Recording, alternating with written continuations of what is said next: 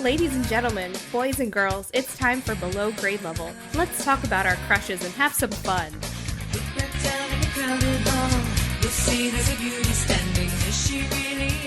Hello and welcome to Below Grade Level, the show where we take the books that we read as kids and read them as adults and ruin them. I'm one of your hosts, Jonathan Eaton. With me as always is Bekah Eaton. Hello. And Chris Zaleski. Present. How are you guys doing this disgusting Smarch day? It's April now. Oh, shit! It is! It's April 2nd. I forgot it was already April. But I'm fine. It's gross and rainy outside. Are you okay? No. Okay. I'm not okay. I just think it's funny that the saying has changed to April showers bring May showers. Yeah. We have a very special guest for today's episode. This is a really good friend of ours. One of our best friends. She's been on the podcast before, but not this podcast. She was on our old podcast. This is 65, the podcast, which is very old, and no one listening to this should listen to that at all. Don't just pretend like it doesn't exist. Don't go back. Don't go back. Don't relive the past. Never go home again. Our good friend Katie Handshoe. Hello. Hello, I wrote Katie. Durling down. You're a Durling to me forever. Durling by heart. Durling by heart, yeah. How's it going, Katie? Fun Pretty fact good. about Katie. First is it? wedding I officiated. That's a It fun is. fact about you. It's a fun fact about both of us together. I still get emails and it's like, started happy a anniversary, Reverend. And I'm like, oh yeah, I'm a Reverend. Fun fact, because I didn't know how to do the process, I initiated myself first to make sure that I went through the process correctly. So I also get the email saying, congratulations, Reverend, you've been doing this for X amount of years. Wait, I'm like, are you a Katie, reverend? Are you a reverend, Katie? I can officiate weddings too because I wanted to make sure I knew how to do the process. So I just paid the extra $10 to do myself as a Oh test my God, run. That's I did not amazing. know that. You could have been marrying people this whole I could have time. been all of you. Do you just go out in public and just secretly marry people? Wouldn't that be That's what great? I do. I Yeah. pronounce you husband and wife and Yeah. run You away. have to agree to it. Yeah, just go to the grocery store and be like, this avocado feels a little too ripe. Do you agree? Do you? Do you? Do you? Do you? I do. Will you take this And you're avocado? like, you're married to that avocado, you piece of shit. I just settled for like just a basic, you married. You married. Yeah, man. Good job. Yeah, and then it's done in the eyes of the law. So, Katie, welcome to Below Grade Level, our current show. We read books from our childhood, and we have a lot of fun. We tear them apart, et cetera, et cetera. What did you read growing up?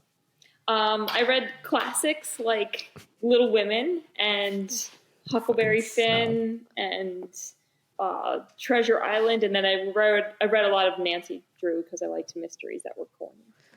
I did like Nancy Drew when I was little. I never read Hardy Boys, which was the boy equivalent. Yeah, the boy version. Yeah. Do you think Nancy Drew holds up? I have no idea. I haven't tried to go back and look at it.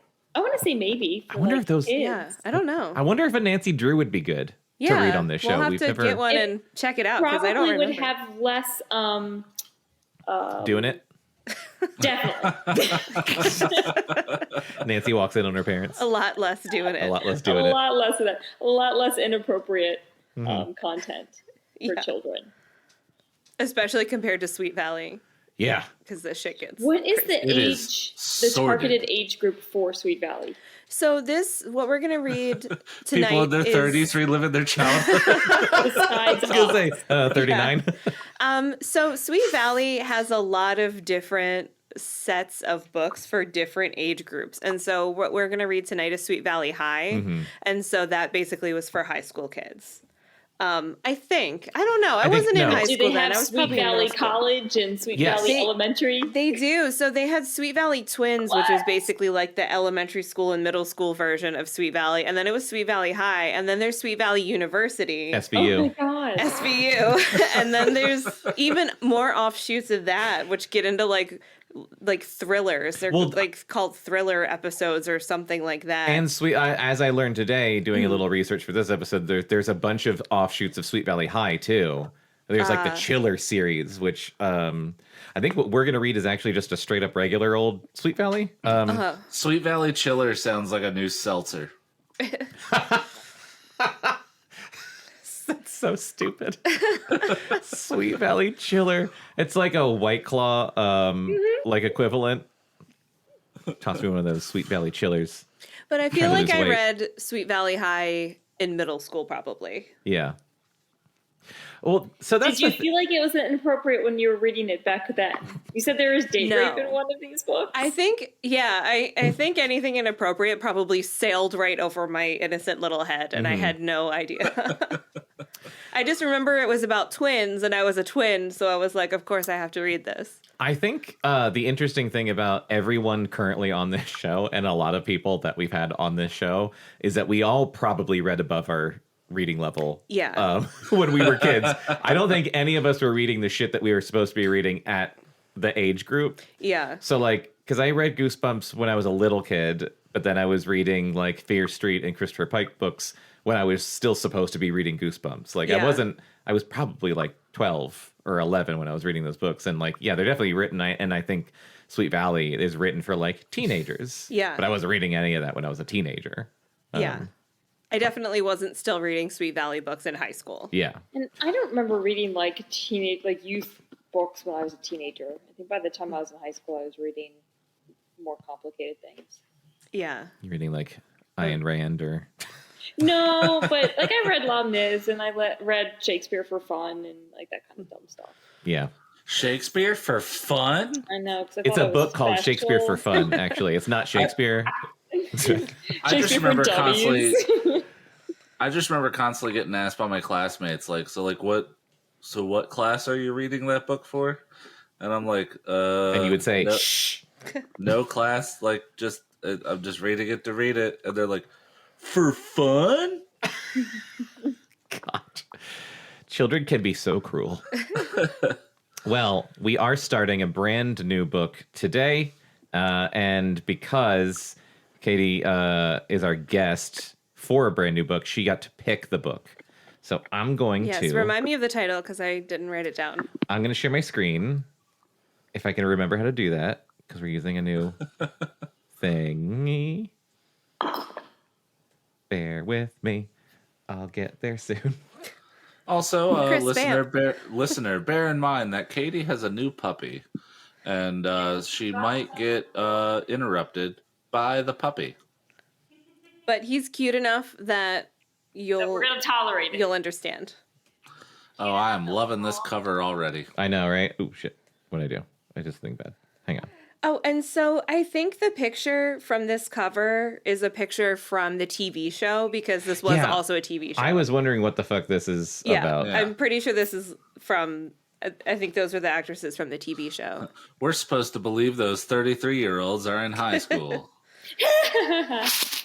Yeah, that looks like What a great laugh. Elvira. It does. does. On the cover.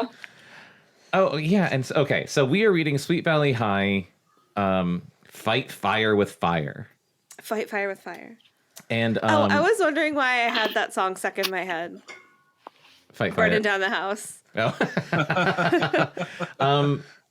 And what I just realized is that the two girls behind this girl are the twins, Yes. Jessica and Elizabeth Wakefield. And I don't know who Which the one? fuck this brunette is that we're I focusing don't know. on. Maybe she's gonna fight some fire. Probably someone that Jessica's going to destroy emotionally. Jessica's the one in the checkered skirt, the I was mini just gonna skirt. say which one's which because I mean, I know they're identical twins, Yeah. but they are also They both like, look evil, their to hair's be identical. honest. They do both look Yeah. evil, but like that one in the front has to be Jessica, right? In the purple. Yeah, she's got a very and the judgmental face checkered. on. Elizabeth would never wear a skirt that short. No, yeah. Look at the skirt length Yeah. alone. Yeah, That's- with all of my SVE, my Sweet Valley experience, clearly the one on the right is Jessica. So, Chris, since you usually do this, do you want to describe what's happening on this cover? Here, I'll All zoom out right, so you can see the whole thing. so we have what looks like two 30 to 40-year-old women who are identical, which we I imagine wish is a I screen looked that grab good. from the TV show in the most 90s-looking high school hallway with cube glass and everything, and everything's like a soft lavender color. who we are clearly assuming to be Jessica, is looking evilly on some other brunette who also looks to be 30 to 40 years old, reading some sort of letter she found in her locker. And then the other twin is like cautiously warning her of like pride goeth before a fall or something like that. What if that phrase was in this book? What if that's how the book opens? Is That's what the note says. quote, pride goeth before the fall. All right. Well, let's get into it. Oh, Yeah, now that girl looks like she's in a tennis outfit or something. Yeah. Now Look a at that TV wonderfully series. Yeah. nicotine-stained book. #1 teen series now in its 3rd hit season. I can't believe it got 3 seasons. What does that say? Even Has start? anyone watched any of these? I did watch it. I have not. That's probably someone's name, but that doesn't look like it. Evan. The only thing I remember about the TV show is the theme song, which was a banger. It was a good theme song. Okay. Oh yeah, I do think I use that in these episodes Oh, good. because it is a banger. Can we Sweet like valley, lament about the sweet valley. $3.99 for a paperback? Oh, man. Jinx. Oh, do you think SweetValleyHigh.com still exists? Oh my god. I hope so. SweetValley.com. Sweetvalley.com. Sweet Valley. I love that this says checking it visit the now. official Sweet Valley website on the internet On the internet. at http://www.sweetvalley.com. Oh, that domain is available for sale. Oh no! Oh, let's buy it. Oh no. Buy it, release the podcast Let's on put the it, and podcast then right on it. maybe we'll finally get that cease and desist letter I've been wishing for. Oh, this is from Indiana? Is that what IN is? Yeah, South Probably. Bend. Oh, South Bend, yeah. St. Joseph County Public Library, Virginia M. I feel like this isn't the Branch. first book we've read from a South Bend library. That's probably where all the books came for open library. Do you think Pete Buttigieg, when he was mayor there, was like just in the library, personally scanning all of these I hope to so. go online? And he's like a fan. huge fan, and he listens to our podcast. That's the world I want to It listen. hurts my I eyes wanna trying to be look that far away. What does that stamp say? Public What date is Library, that? Jan 29, 1998. Oh man. And this is also interesting because we know that Francine Pascal wrote Sweet Valley High to begin with, but this is written by Kate William. I was wondering what yeah. the difference between being written by and created by, so Kate Williams like writing under the universe that has been Yeah. created by Francine Pascal. I found I'm a lot surprised they written by Kate credited the William. writer. Yeah. Yeah. Normally, it's just always written by the main person, even though you know there's like a fleet of ghostwriters. Oh, and here's a good answer to one of our questions. This says age 12 and up. Oh, that is a good answer. I feel like we're going to be very quickly dissuaded of Yes. that notion. Yeah. Yes. Chapter 1. God, my eyes hurt staring across the room to try to see the screen. I don't remember what anyone's Stop voice trying was. to read ahead. Definitely not going back into Batman. What are you, for my Elizabeth. teacher? So Yeah. let's organically Clean find these slate. voices as we go. I can't believe this is happening to me, Lila Fowler thought, struggling to hold back a threatening flood of tears. She closed her deep brown eyes and prayed the events of the last hour were just parts of a bad dream. But the cold metal of the handcuffs, Lila! with the cold 12 and up. metal of the handcuffs clamped firmly around her wrists, reminded her that was the so nightmare soon. was all too real. Oh my god. Shit, yes. So the first sentence? Yeah. She had been arrested and charged with arson. As she was Wow. led into the police station and past the desk, Lila kept her shoulders hunched and her head down, letting her long brown hair shield her face. Was she the one on the cover? Maybe? Oh, probably. That's probably her. She It was was painfully Lana Brown. aware of the eyes that turned to stare as she walked by in her pale green satin dinner dress. What is a dinner dress? It's a dress you wear to dinner. Okay. Every so often, she raised her hands to her neck nervously, intending to tug at the gold necklace she had purchased that afternoon. But the necklace was gone, along with her new emerald earrings. Aren't her hands in handcuffs and she's just like clank, clank, clank? Yeah. She tries to, they're behind her back, so she keeps going like, oh, right. An officer had taken them from her and tossed them carelessly into a brown paper envelope. I wish I could roll myself into a ball and disappear, she thought. Like Then- Sonic. Or Metroid. Or Metroid. Then they couldn't stare at me with their accusing eyes. Her arresting officer, a tall, burly man with close-cropped brown hair, led her to a desk piled high with papers. Behind it sat a balding man in a short-sleeved polyester shirt. In spite of his pocket protector, there were 2 ink stains seeping through the fabric. Here's a question I've never asked. Yes. What the fuck What is a pocket protector? protector? It's literally a thing heard that of protects your but pocket from ink from pens. What, is it like a plastic pouch? It's a plastic envelope that's It's like a pocket condom? shaped like a It is pocket. a pocket condom. It is a pocket condom. Okay. That's like the perfect description of it. It's more like a pocket female condom. It's like a pocket diva cup. Exactly. Lila felt one corner of her mouth curling into a sneer as she looked at the smeared blue blotches.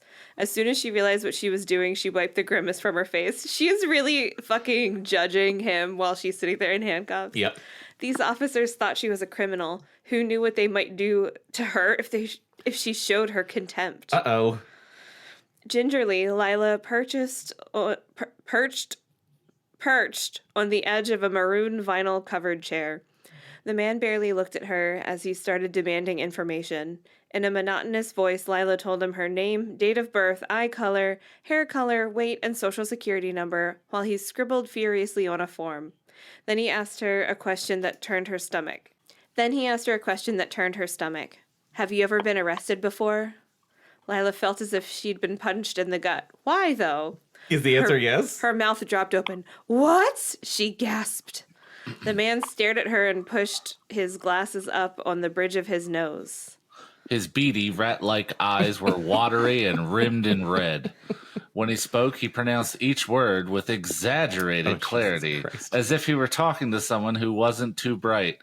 I meant, have you ever been charged with a crime, miss? That is exactly how it's Certainly written. not, Lila said indignantly. She jumped to her feet. A corner of the man's mouth twisted into a smirk. Got her. Don't get huffy, lady, he said. Then his expression turned to stone, his gray eyes bored into Lila's. Sit, he snapped in a tone one would use to command a naughty dog.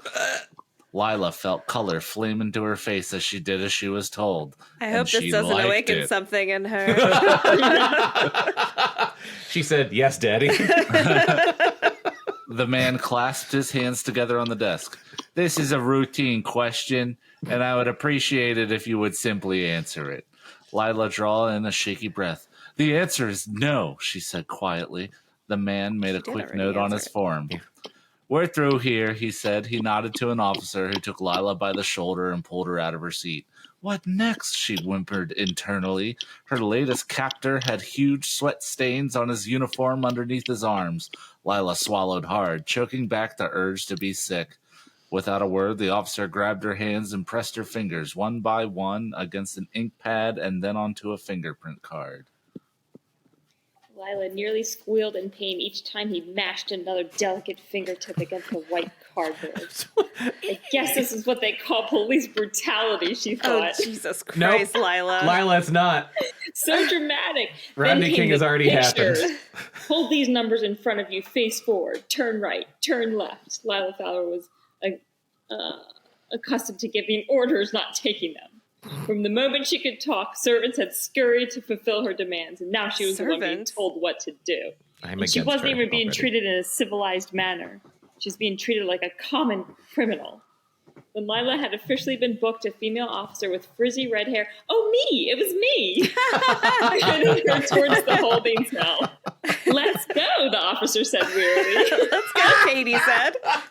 That's your weary Lila voice. and this year a piece of meat at the supermarket. Lila thought the lack of expression in the woman's eyes was almost more frightening than the anger would have been. Her legs felt rubbery as she passed a cell full of huge, raucous women. Nice. Huge Amazons. Raucous? Death by Snoo Snoo. Yeah. One prisoner pulled up a tattered sleeve to show Lila a tattoo depicting a knife with blood dripping from the blade. You know how jail is. You know how jail Lila's- women are? Lila's eyes widened in horror as the woman laughed and blew her a kiss. Can't you tell Let's I follow don't- her the rest of the book. Yes. Can't you tell I don't belong here? Lila whimpered. The officer ignored her and kept a tight grip on Lila's arm, pulling her along. As they turned a corner, Lila stumbled. This is incredible. Yeah. It got awfully dramatic, awfully fast. First chapter. I know. I love it. She had barely caught herself when the woman gave her a shove. Lila stiffly walked a few more paces. Then the officer stopped in front of a dark, deserted cell. The sound of keys rattling in the lock made Lila's heart pound. She broke out in a sweat all over her body as her breath came in short, spasmodic bursts. The officer leaned forward and unlocked Lila's handcuffs. Lila looked at the compact woman in disbelief. Was she letting her go? Lila, you fool. Step inside, miss, the officer instructed her. Lila's heart dropped. For a moment, she felt as if her whole body was frozen. I can't go in there. Don't make me go in there, a voice in her head pleaded silently. She was sure if she tried to take a step, she would faint. Step inside, miss, the officer repeated, a little louder and more firmly this time. Somehow, Lila dragged herself forward into the cell. She heard the clang of the doors shutting and the keys rattling again, this time locking her inside. She whirled around to face the middle bars and saw the officer walking away. Fresh meat, she cried.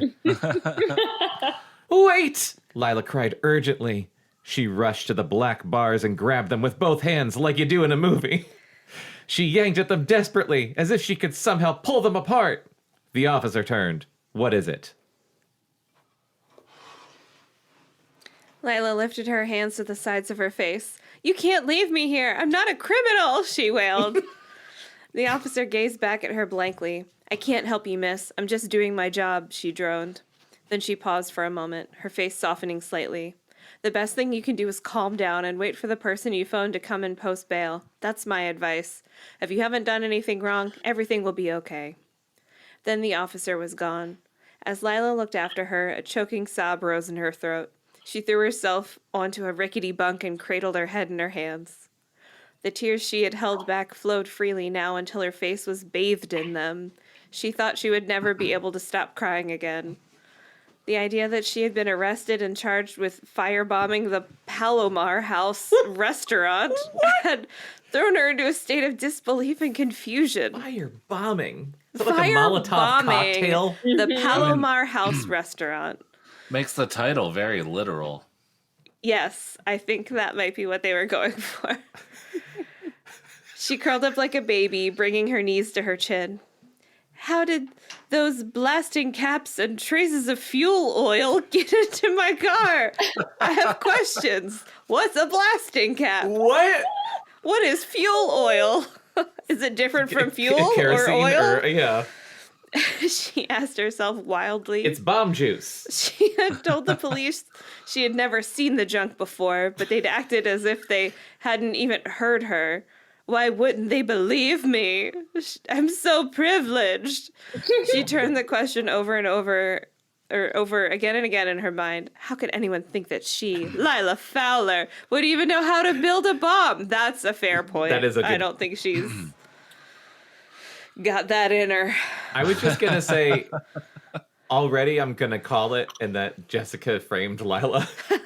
Or not, yeah, Jessica. Lila's her best friend, though, isn't she? Or was she was like she? a frenemy situation? I think she's a friend of me. But then my next immediate question was just like, well, how would Jessica know how to build a bomb? She's wily. Or Jessica got someone to build a bomb for her. Well, no, she wrote the Anarchist Cookbook. Lila wept silently as a feeling of total helplessness overcame her. Then, mercifully, she slept. Another question. Are Lila's parents, like, 4 states over? Like, why aren't they just showing up to get her? Why is she sleeping there? That's a really great question. A They're lot of media in the they're in 90s, Hamptons. parents didn't exist. That's true. Just I guess so these, much media. these kids are Gen X. Yeah. They're latchkey. Yeah. Sometime later, Jessica Wakefield and her twin sister Elizabeth glanced up at Adele, the district attorney's receptionist, who was secretly a great singer. The middle-aged woman was usually full of cheery comments no matter how busy she was, but today she was eerily silent. I'm sure your brother will be ready to meet you for lunch soon, Adele said, running a hand over her silver-streaked dark brown hair. Hot. She looked away and tapped her pen on the desk, seeming uncomfortable. He and the DA are just having a little discussion. She pursed her lips tightly and glanced at her watch. Oh, look at the time, Adele exclaimed, jumping up. Well, I have some errands to run, so time to get everything done on the lunch hour, you know. She grabbed her purse, nodded to Jessica and Elizabeth, and pushed through the office door. The sound of her high heels echoed in the hallway. I don't know. Jessica frowned as she turned to her sister. Geez, what's her deal? Elizabeth's eyes were clouded with concern. She seemed preoccupied, like something was bothering her. Yeah, well, she couldn't wait to get away from us, Jessica observed. I was going to make a joke that she really just wanted to get away from the creepy twins. Or at least Jessica. Yeah. She was acting like we had cooties or bad hair or something. Not bad hair. Elizabeth smiled slightly. Maybe it's just the workload, she said. They've been working Steven to death. No kidding, Jessica muttered, rolling her eyes. He spent so much time at this stupid office, you can hardly even tell he moved home. Jessica was acting grumpy because she hated being made to wait, but she was actually excited that she and Elizabeth were meeting their brother for lunch. Oh, no. Oh, no. Puppy disasters. Uh-oh. Puppy paws. Your dad. Puppy paws. Puppy paws. Oh, no, shit, guys. Puppy paws. Oh, God. That's a pun Bekah can get behind. It is. That was cute.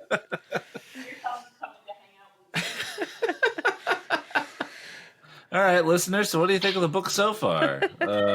We can't hear you. Call in. The lines are open. Press 1 if you think Lila did it. Call 555-555-555. Jessica was acting grumpy because she hated being made to wait, but she was actually excited that she and Elizabeth were meeting their brother for lunch. He was a pre-law student at Sweet Valley University and had a summer internship in the DA's office. It was a great opportunity for him, but ever since he started, he had been swamped with the Fowler Crest arson case. The cluttered office was a buzz of activity as usual. Interns and attorneys bustled to and fro between the cubicles carrying files. Others sat hunched over computer keyboards or talked on the telephone. As the minutes ticked by, the activity began to die down, and the office staff started thinning out as everyone hurried to grab a quick lunch. Jessica tapped her foot impatiently, tossed her long golden hair. Come on, Steven, hurry up, she whispered, soothing the hem of her trendy, bright blue dress. Jessica glanced at Elizabeth, who was drumming her fingers on the arm of the bench. So I guess their brother is out of college now. I know I drink a lot when we record these. I don't remember them having a brother. I vaguely remember them having a brother. Jessica and the brother seeming a little too close. Yes, that's what I was just going to say. I remember there being like kind of flirting going on.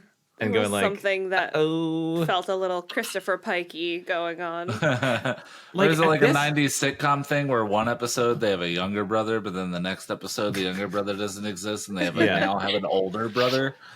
Part of me wonders if it's a Christopher Pike thing or if like that era, if we just don't know because we were kids, but like was there just like a creepy brother sister vibe going on and stuff? I think part of it is that in some media, they have to act like everyone's the hottest person alive. Uh-huh. But it's like when it's your brother. when it's a main character talking about their brother, you don't want to hear that. You don't want to hear for them being called attractive. Yeah. It's not it's like that Folgers commercial. God. Forgot about that. I saw that again recently, and I was like, this can't be as bad as I remember it being. And I was like, this is so much worse than I remember it being. Oh, man. Okay. For the umpteenth time, Jessica wished she had tried to talk her sister into wearing something a little more hip than the plain navy blue dress with the little Peter Pan collar. What's a Peter Pan collar? It's round. It's like olive oil wears. Mary Jane. Oh, okay. That is pretty unhip, actually. I'm like weirdly on Jessica's side. They're both so hot, though. She probably looks cute in it. Jessica bit her lip sexily. I should know better by now, she thought, because if Liz wants to scare away any hot young lawyers who may be wandering around, that'll just leave Martha May. Though the girls were identical twins with the same silky blonde hair, gorgeous blue-green eyes, and slender, athletic figures, they were also as different as two girls could be. Jessica followed fashion closely and dressed in vibrant colors that reflected her live for the moment attitude and love for adventure. YOLO! For her, fun meant being co-captain of Sweet Valley High's cheerleading squad, and she adored gossiping, shopping, and checking out guys. Who doesn't? She firmly believed that once she got interested in someone, it was only a matter of time before she had him wrapped around her finger. I remember things differently, Jessica. But Elizabeth's idea of fun was Jessica's idea of boring. Elizabeth loved reading, writing, and watching old movies with a few close friends. Oh, that sounds terrible. After school, she worked Chris hates all those things. Yeah. After school, she worked at the Oracle, Sweet Valley High's newspaper, and hoped to become a professional writer someday. Her clothing tended towards wash and wear in muted tones and pastel colors. Wash and wear? Guess which one all of us are. Fancy loungewear. No need to press. Another important part of Elizabeth's life was her boyfriend, Todd Wilkins. Jessica thought Todd was more bland and tiresome than a biology film on the life of an amoeba. Damn, Jessica! Damn! Wow. Stayed up till 3 a.m. thinking of that one. But with his tall build, broad shoulders, and deep brown eyes, even Jessica had to admit he was gorgeous. But not half as gorgeous as that guy, Jessica thought, admiring a blonde, well-dressed intern who winked at her as he passed by. He's an intern, Jessica. He's not getting paid. He's an intern. Suddenly, the door to the inner office opened, and Jessica smiled brightly. She tapped her sister on the arm. "Maybe that's Steven," she said too excitedly. Then her face fell as the sound of angry voices filled the air. She recognized Steven's strong, clear voice, now filled with notes of strain and tension. The other voice, with its low, gravelly tones, must belong to the DA, she decided.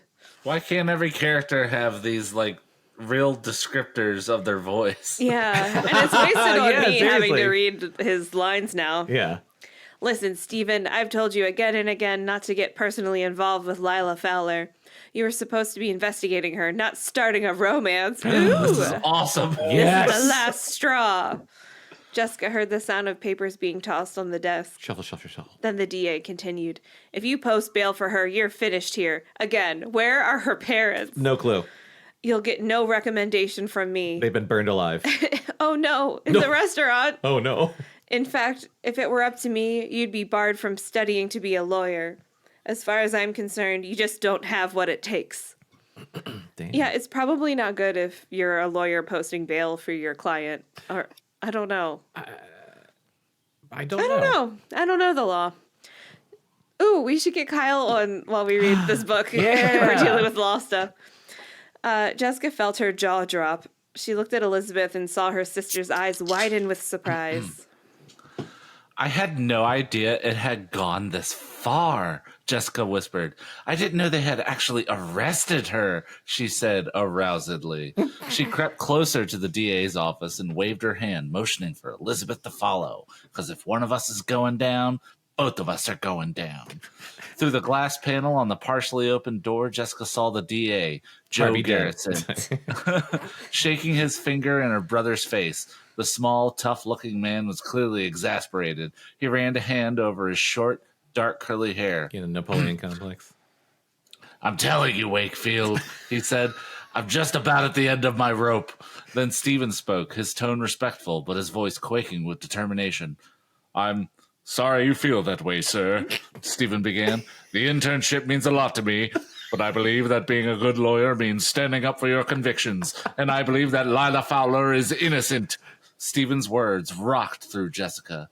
She knew how much the internship meant to him, and she felt a rush of pride that he would risk losing his job by standing up to the imposing DA. She held her breath as she saw Garrison's face flush and a vein begin throbbing in his temple, because that's what she got off on. She is the primary suspect, the DA said through clenched teeth. Every bit of evidence points in her direction. It's all circumstantial, Steven said, and if you'll just listen to me. Don't you order me around, Wakefield, Garrison bellowed. Jessica jumped slightly and saw Steven do the same. Oof! The DA took a deep breath before continuing. I'm warning you, Steven, you're going to ruin your career as a lawyer before it's even begun. He shook his head and then looked Steven in the eye. You will not bail the foul girl out of jail, and you will stop this silly infatuation once and for all, Garrison said evenly. Uh-oh. Oh, and sorry. if I do bail her out, Steven said, meeting the DA's gaze, then don't bother coming back here, Garrison replied. Jessica gasped and covered her mouth with her hand. She glanced at Elizabeth, and her twin shot her a worried look. Suddenly, Steven came charging through the door. His face was flushed, and his mouth was pressed in a thin line of determination. He did a double take when he saw Jessica and Elizabeth. What? Well, I see you've been eavesdropping, so you heard everything, he said in a single furious Didn't they open the door and start screaming? But yeah. Tore it off and stuffed it in his pocket. I'm going to post bail for Lila, and I don't want either of you to try and stop me. There was a cold glint in his eyes. Why doesn't he just give them the money? Yeah, I don't know. I don't know what's going on. Stephen, calm down, Elizabeth said in a hushed voice. He ignored her. Then he got right in Jessica's face. You should have stood by her, he said angrily. You were her best friend. But I did stand by her, Stephen. Jessica sputtered. I did everything I could to cheer her out of her depression after the fire. I feel like we're missing something that happened in the book before this. Like, did the last book end with like something burning down? I don't know. Yeah, right, Stephen spat. Patoo.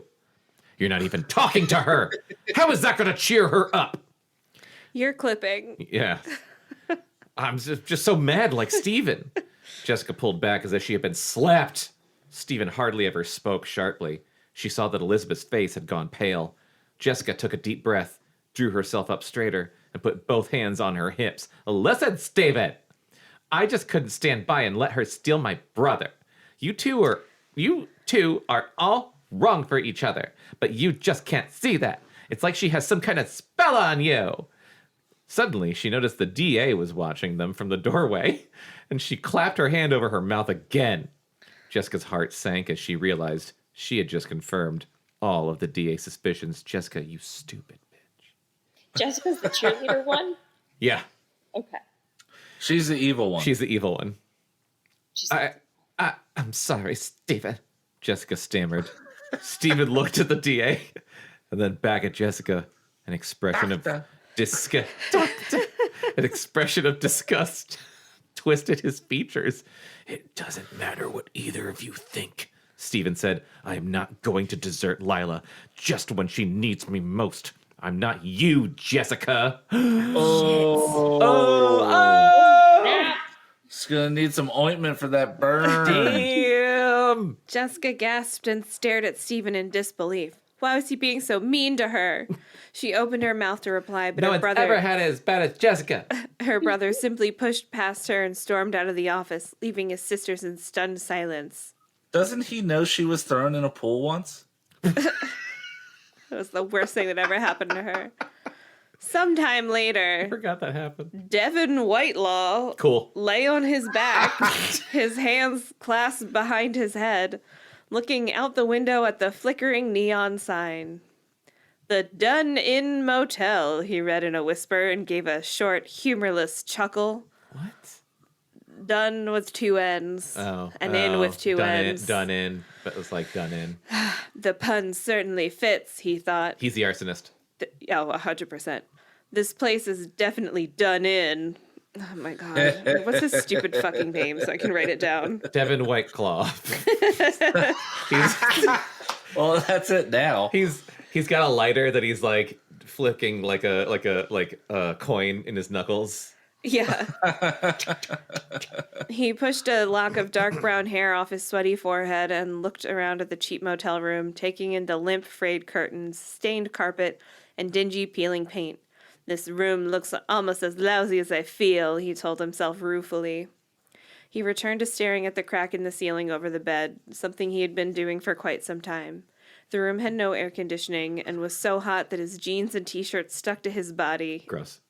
A trickle of sweat ran down his forehead and onto his cheek. He didn't bother wiping it away. He didn't care about much of anything. Jessica's gonna fall in love with him. He didn't care about much of anything. Even his search for a home and family no longer interested him. What? He needed to find a legal guardian in order to receive his $20 million inheritance. What? But after all he'd been through, the money didn't seem so important anymore. What? Definitely the arsonist. I have no fucking clue what this is about. What the fuck is going on in this book All already? I know is I know the last Sweet Valley book we read wasn't as great as the other ones, but this one is just on the money. Yeah, it's really making up It for is. it. Every bit of it. This is really Christopher piking it up. Yeah. All right. It was money that had caused all his problems. At the moment, he was content to live without it. He decided he could live for 5 eternities, just passing his days in the anonymity of this room. At least he wouldn't have to deal with a bunch of users anymore. Devon rubbed his hands over his eyes. Ages 12 and up. If it weren't for my father's will, I would never have ended up in this ridiculous place, he thought. I wish I'd never left Connecticut, That Devon was not told the the voice empty I was room. picturing. Then he let out a rueful laugh. But he is from Connecticut. Oh, that's true. I don't think I can reproduce that sound. That was something he never thought he'd hear himself say. All his life, his main goal was to get as far away from the East Coast and his so-called family as he could.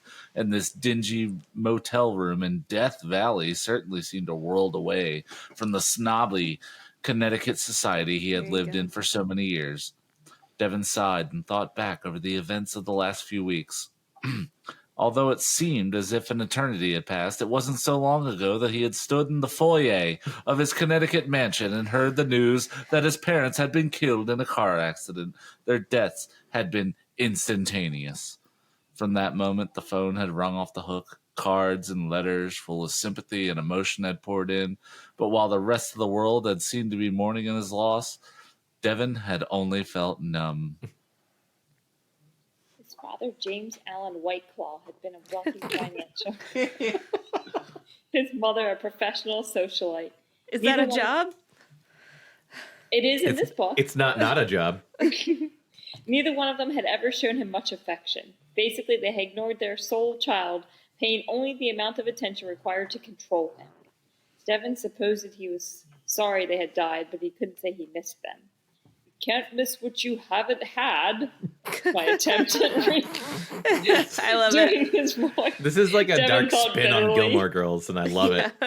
He never had felt like part of the family, and the family was what he had always wanted more than anything. I doubt that. Yeah, A right? A few days after his parents' funeral, Devon had left his Connecticut home in search of a guardian. Not just a guardian, he thought with a brief stabbing pain of sadness. Someone to be my family. Someone to really be there for me. This So sounds he's a really psychopath. creepy. Yes. Yeah. Yeah, The what? search had led him That doesn't first to the happen. home No. of his Uncle Mark and Aunt Peggy and his 2 cousins Ross and Alan.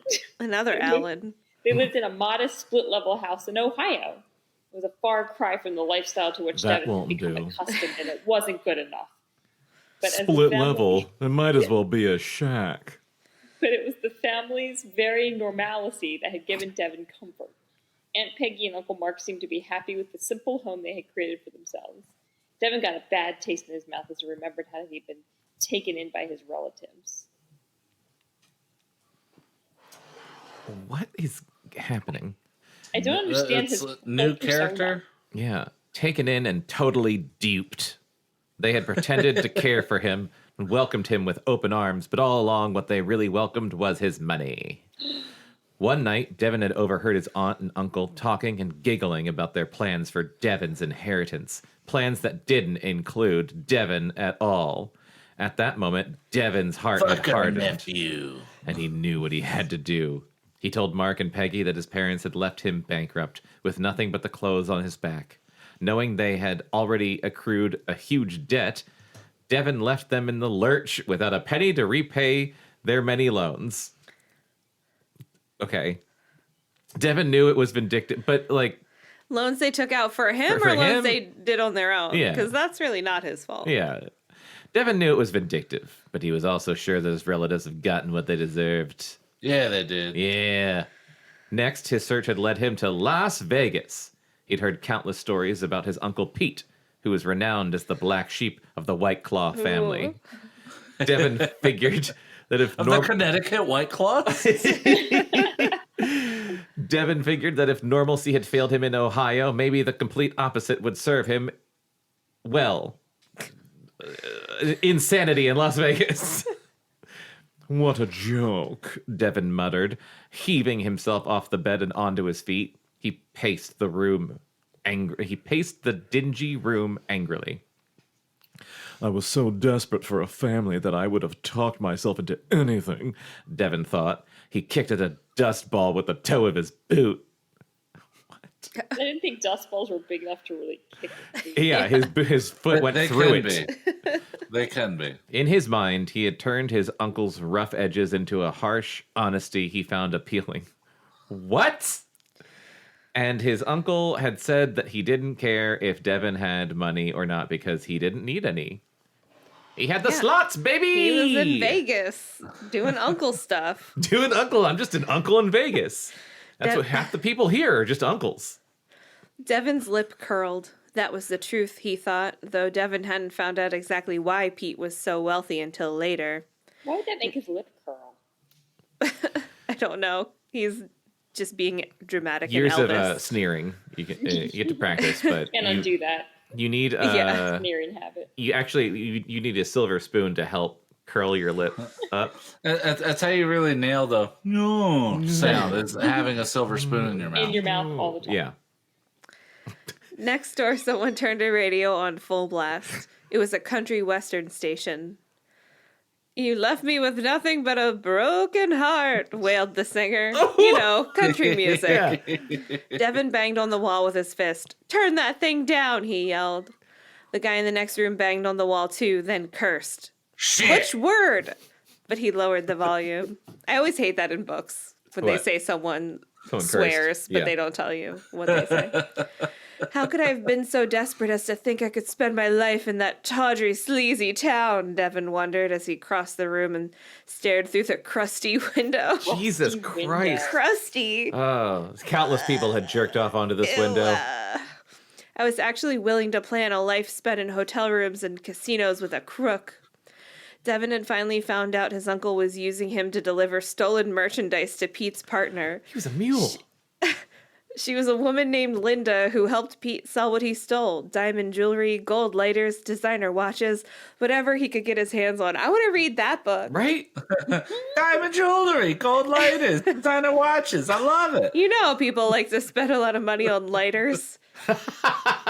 Devon smiled In bitterly. Vegas. All that time he had thought he was delivering gifts to Pete's girlfriend, you You idiot. idiot. When in fact he was unwittingly participating in a crime ring. Once he told Uncle Pete exactly what he thought of the way he made his money, Devon had gotten out of Vegas as quickly as possible. Devon stuffed his hands into the pockets of his torn, faded jeans. Oh. What next? He asked aloud. After all the pain he'd suffered, he felt as if he'd run out of steam. Maybe I should just stay here, he thought, turning to look around the dilapidated room once again. At least no one would be trying to get my money, or use me, or take advantage of me the way my dear old relatives did. At least there were no lies in this lonely room. That's your first It was mistake, the- Devon, is don't trust family. And there are always the lies perfect- in hotel rooms. Yeah. It was the perfect place for the guy who had everything, and yet nothing at all. Oh, shit. Shit. That was a was great just first one chapter. chapter. That was Damn. just the one chapter. So I'm reading this page, right? Yeah, go for it. All right, so chapter 2. As he drove through midday traffic in downtown Sweet Valley, Steven Wakefield's fingers gripped the steering wheel of his yellow Volkswagen so tightly, his knuckles shone bone white. Jesus. The glare of sunshine on the streets was blinding. This book is for 12 and up. Steven's brown eyes, usually so calm and confident, squinted and flitted nervously from side to side. Sweat beaded his forehead. Stephen kept hearing the DA's harsh, raspy voice telling him that if he bailed Lila out of jail, his internship, maybe even his career as a lawyer, was finished. The knot in his stomach twisted a little tighter. Am I doing the right thing? Stephen wondered. He had to admit there was a lot of evidence pointing to Lila's guilt. After the fire at the Fowler She can Crest still mansion, be found guilty, even if she's bailed out of jail. Yeah. Also, after the fire at the Fowler Crest mansion, it wasn't just the Fowler mansion, the Fowler Crest mansion. But, A hospital worker had found traces of sulfur on Lila's fingers. Ew. They had also discovered a book of matches in her pocket and an empty gas can in the back of her car. Pretty damning. Later, Stephen himself had uncovered an extremely incriminating piece of evidence: gas-soaked gloves, monogrammed with Lila's initials, hidden in the bushes in front of her house. Yet he still thinks she's innocent, and he's going to prove it because he wants to get laid. Yes. These powerful clues were hard to ignore. Then he Steven found a did it- book called I Did It with diagrams on bomb making written by Lila. Stephen didn't. Let's see, he's been tears. Stephen knitted his brow. Although the DA was convinced that Lila was the prime suspect, Stephen couldn't come up with a good reason why she would want to destroy her own house. There had been tears in her eyes when she had described seeing her magnificent mansion in ruins. I imagine like the cop on the scene is like, look, either she's like a real dumb bitch or she was clearly framed. Yeah. Yeah. Stephen No didn't other think explanations. It's just those two possibilities. Again, where are her parents? Lila would firebomb a restaurant either. So was her home burned or a Yeah. restaurant or both? I guess both. Are they guess- I next to think each both, other? yeah. Are they happening separately across town? A restaurant wouldn't be next to the Fowler Crest mansion, Katie. It's the Fowler Crest True. mansion, Katie. It's quite an estate. I mean, if they had a restaurant next to it, where would they put the pond? Apparently, she had been away from the table when the bomb had come crashing through the window. What? He didn't think she had been gone long enough to execute the crime. Plus, the entire dining room had been instantly engulfed in flames. It was a miracle someone hadn't been seriously hurt or even killed. Yeah. I How would say. is that possible? This book is very confusing. Yeah. I didn't believe Lila was They all capable are. of doing something that would put people in danger. She was too sweet and intelligent. And her boobs are too big.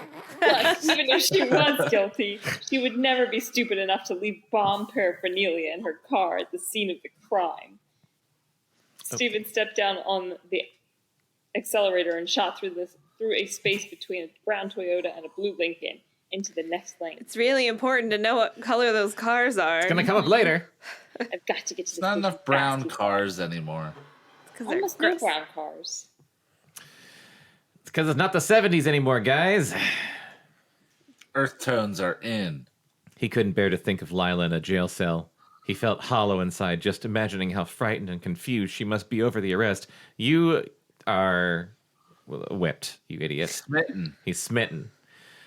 The experience of being behind bars was probably driving her to despair. The only reason he had waited this long was because he had known the DA was going to be angry with him, and he had wanted to explain his reasoning for bailing Lila out of prison. How'd that go, idiot? Suddenly, the guy he had just cut off leaned his head out the window of his brown Toyota. Jerk! He shouted. Stephen twisted around and got a glimpse of his chubby face, reddened with anger. Won't you learn how to drive? The man yelled. Stephen glanced in his rearview mirror. Sorry, man, he whispered. God. It's the most real moment. Steven, get it together. It's so funny. Also, how much do you think the bail is set for? Right, like For 500? double arsons? Two arsons? Two arsons. Firebombing? For a Firebombing a no restaurant. wealthy young lady. Yeah. I want to say Definitely like more than $5,000. Yeah, $5,000. Which in 90s money is like $10 $10 billion. billion. Yeah. Stephen glanced at his rearview mirror. Sorry, man, he whispered. I've got more important things on my mind. Things like getting my girlfriend out of jail and clearing her name. He ran his fingers nervously under his collar. What? Like inside or like up under? Around it. What does that do? Have you ever done that in your Never life? in my fucking life have I ran my fingers nervously under my collar. I have. Under- Or is it like he's trying to like pull it Oh, over? is he? Yeah. Oh, wait, is he doing this? He's like, Yeah, like, like, under. yeah. I gotcha. I gotcha, Steve. I know what you're talking Bully. about, man. Okay, all right, we got it. We figured it out, guys. It was like, slow news day. Oh my I'm god. glad we figured that out. Lila had seemed, honestly, I was really thought it was like a button-down shirt collar, like where your tie goes. That's like- what I thought, because he was yeah. wearing a tie. Like, what is that? Yeah. Okay. Lila had seemed so fragile and alone when they forced her into the squad car. Her beautiful hair had been disheveled, and her eyes had looked panicked. Oh my god, I'm sorry, I'm yawning. This book is it. boring me. No. Yeah, how? I don't know. No. That's just because I'm exhausted. She'd reminded him of a frightened little girl. It was so hot. Steven raked a hand through his brown hair. He remembered the many times she had told him that she needed him. Much as she had tried to keep their relationship all business. What? Business. I'll leave the money Really, on the though? dresser. Really? Her fragile vulnerability had combined with her exquisite beauty to tug at his heart, among other things. 12 and up, guys. 12 and up. What actually do you like about her, man? Like, she's pretty. She's pretty. So rich. She's super rich. She's got that edge that like kind of says maybe she's a troublemaker, maybe not. She's Maybe like, she firebombs she could, restaurants. yeah, maybe she could throw a bomb through a window. A little mysterious. She just had a real fire in her eyes. You know, I'm attracted to my sister who's insane, but I can't date her because she's my sister. So they just found a different insane person to date. Soon he had found himself thinking about her more and more, and not just as a suspect or as one of his sister's friends, Oh dear. but as a lover. Oh, Sounds like it's going the to go brown bad. Toyota swerved in front of him. Again, the driver shot Stephen a superior smile as he passed. Stephen barely noticed. He didn't hear the horns honking at him either. He was lost in thought. Suddenly, the image of the computer printout someone had dropped anonymously into his box appeared in his mind's eye. It had listed... common... There's always an anonymous dead drop in every one of these books. It had listed common characteristics of arsonists. Someone who needs affection and excitement. Someone What? who's blonde and rich and looks really beautiful. Yeah. Yeah. Sounds like a sister. Someone who is crying out for help and attention. In the weeks Stephen had been dating Lila, he'd found those qualities fit her perfectly. Wait, Really? sorry. Ew. Is Sweet Valley a real place? I don't know. I looked up. What's the name of this book? Fight fire with fire. Fight Fire with Fire. I looked up Sweet Valley Fire with Fire. The first thing that came up is fire destroys Sweet Valley home on Easter morning. Oh, God. What? Yeah, it's probably like Sweet Valley, Kansas, or Sweet some Valley, shit like that. PA. Oh, no. Oh no. Our friends in Pennsylvania. Borrow again. John, did you even hear what I was just reading? No. What you were looking that up? No, I didn't. Someone dropped off a paper to his desk, a computer printout, Uh-huh. listing the common characteristics of arsonists What? as someone who needs affection and excitement and someone who is crying out for help and attention. What? These You Did someone know, just- arsonist Did someone stuff. just type that up on a Word doc? There was another item on the list that fit Lila as well, at least partially. She seemed to be fascinated by fire. So loves fire, Yeah. is needy, and meant, you know, But I don't clearly she's innocent, so he is going to have to bail her out. know. Yeah. She collected souvenir matchbooks from restaurants, and a mesmerized look came over her beautiful face whenever she stared at a candle flame. I mean, who doesn't get mesmerized by fire? It's fire. Do I really know her as well as I think I do? Steven asked himself. Distractedly, he steered the Volkswagen into the next lane and made a left-hand turn. The webpage had turned out to be more trouble than it was worth. It had been the subject of one of Steven's first arguments with the DA. The printout had been slanted at an odd angle. He'd seen the same slanted lines on pages that came from John Pfeiffer's printout at the Oracle office. What? Okay. Stephen had been sure that this evidence proved. No, wait, just real quick. Okay, I just want to say, first of all, Fight Fire with Fire, Sweet Valley High. It is book number 132. Oh, Jesus, I was wondering. So we're deep in it. Okay. 100. I'm wondering how much of these first chapters are all recaps from shit that's already happened. So that was my question: is what was book 131 of Sweet Valley High? Like, are we missing a lot? Did that one end with the bombings? This is going to help us a lot, I think. Okay. Here's the synopsis of number 131, the previous book, which is called Too Hot to Handle. Look out, Sweet Valley. A new bad boy is heading your way in book 2 of this scorching miniseries. Fuck. Oh no, it's we're one of on the book miniseries. 3. This is book 3. Cool, brilliant, and intensely handsome Devon Whitelaw has had a perfect life, but his parents died in a senseless accident, leaving him totally alone. He heads west to find someone who cares about more than just his money. Is the love he so desperately needs waiting for him in California? Steven Wakefield's romance with Lila Fowler is starting to sizzle, but as he investigates her... Wait. Am I just reading the description of this book? Wait, That's what it sounds like. It is, but this says... Maybe these books are really redundant. What is happening, guys? It might be. I mean, we have 138 of them.